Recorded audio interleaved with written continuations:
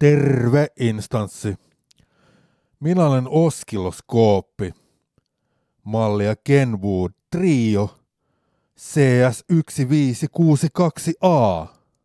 Alan olemaan jo melkoisen vanha laite. Takapuolessani on syntymämerkki, josta käy ilmi, että minut on luovutettu ensi kotiini heinäkuussa 1979, joka tekee minut vanhemmaksi kuin Commodore Amiga 6 Nepa tai VIC-20. Minä taas olen Molli. Minulla ei ole oikein mitään tekemistä tämän demon kanssa, mutta koska komposäännöt sanoivat, että kissat ovat sallittuja, niin ajattelin tulla pyörähtämään tähän, vaikka jos saisi palvelijalle niin lisää pisteitä tämän myötä.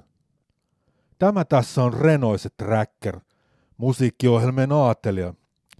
Olin kuullut läppää tuolla, muut puhuivat, että oskiloskooppidemoissa ei nykyään enää ole sitä itse biisiä, mikä ohjaa sitä oskiloskooppia, joten ajattelin kokeilla, miten tämä homma toimii, ja tein sitten biisin, jolla sitten piirtelen tuonne kuvioita.